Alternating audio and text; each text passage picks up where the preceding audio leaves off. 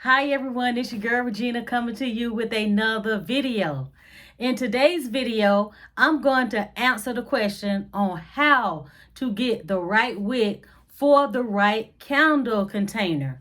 Having the right wick is very important because it's going to allow you to have a full melt pool in your candles, as well as give it a good hot throw, as long as you have the right percentage of fragrance oil with your wax. But without that wick, the correct wick in that right container, you will get a very small melt pool. If you ever seen a candle where the melt pool is real small, it's not all the way around the candle, it's because it's not the right wick. Have you ever lit a candle and you smell absolutely nothing, and you know that you put the right fragrance oil amount in with the wax? Is because you don't have the right wick. So I'm finna give y'all a few quick steps on how I get the right wick for each container. This video was perfect today because I'm getting ready to make the birthday candle cake, which is, I don't know if y'all seen it, it's where the sprinkles is, you use Mod Podge and you put sprinkles around the container, and you make a little birthday cake. So a lot of times, I have a lot of jars or candles where I probably purchased a candle somewhere, so I repurpose my jar. So this was a jar, I don't know where I got it from, but it was once a candle and I just saved it. Also, people at my job bring me jars from candles that they done had, and I just melt the old wax out and clean them out and reuse them.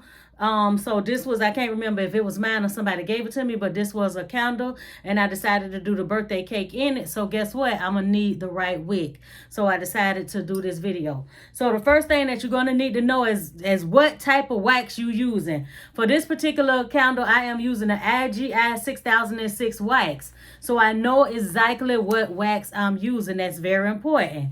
Number two, I need to know what size jar this is. This is a 15-ounce jar. These are the things you need to know in order to pick the right wick. Next, you need to measure the round part of your jar.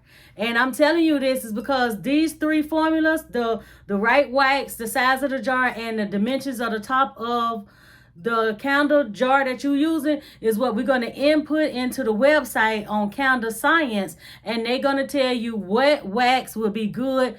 What wick would be good to use with this particular jar and the wax that you're using. So you need to know those three things. So I'm going to turn the camera around so I can show you just how simple it is to measure the jar, and then I'm going to show you how to input it into Candle Science wick chart, and it's going to come back and give you the correct wick for this jar. Okay, so let's head on over to do that. Okay, for this part, all you're going to need is your little trusted measuring tape that you can get right at the dollar store.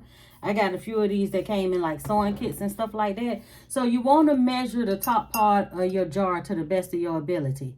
So the rim, and that's the rim, we measuring the rim. So the rim of this jar right here is 3 inches. So now I know what type of wax I'm using. I also know that this is a 15-ounce jar, and I also know that my rim is 3 inches. This is how I find out the right wick to use for all my jars, and I always get a full melt pool, and I always get a good hot throw because I do use the right ratio of fragrance oil with the right wax. And if you don't know how to do the wax formula, just leave a message in the comment and I'll go over the formula with everyone in the next video. But the main thing is, it doesn't matter if you don't have, it doesn't matter if you had a formula down pat. If you don't have the right wick with the right jar, it's not going to burn right anyway.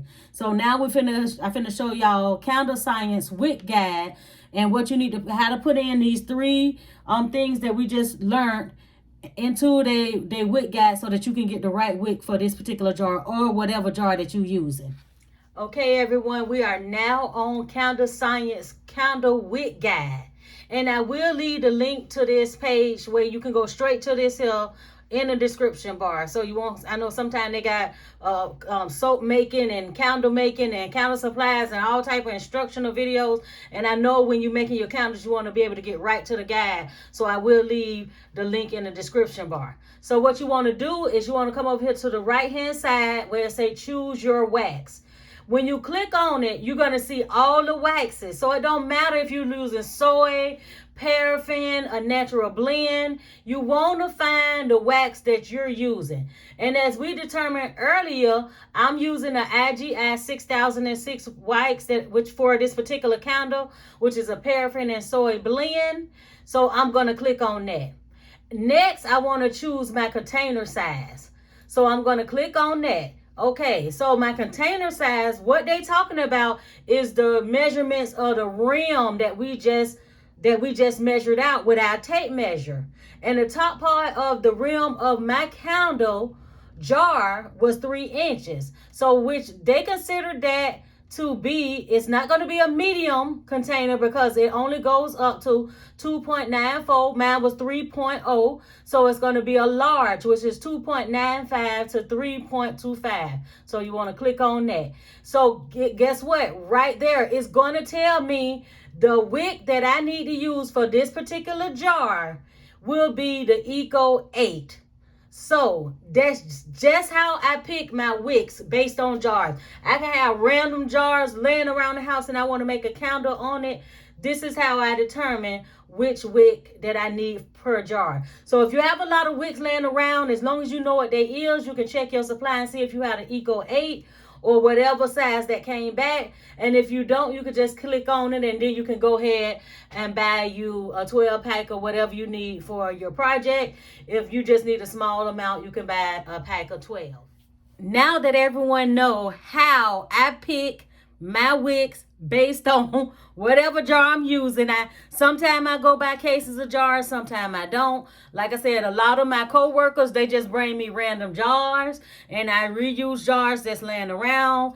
I use coffee mugs, but you're going to need to know what wick is going to go with that particular container in order for you to get that melt pool, that hot throw.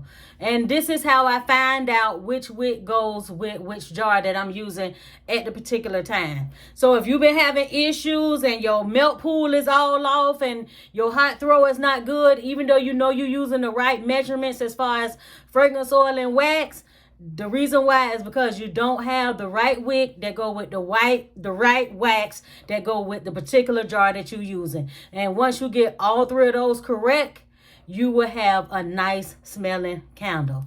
I hope this helped you guys figure out how to pick the right wicks for the jars that you're using.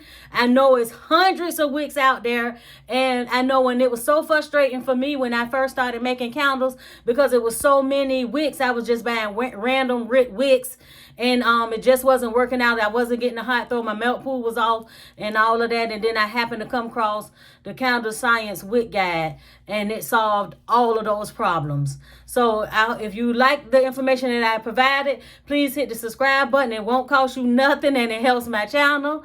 And make sure you head over to my Facebook group, Side Hustle Queen Creations, if you want to know what I'm working on from week to week, as well as visit my website, sidehustlequeencreations.com, and grab your tumbler, one of my wax melts, some sublimation blanks. I have all type of items, and it's steady growing day by day. So make sure you check out my website, sidehustlequeencreations.com, and I will see you guys on the next video. Thank you for watching.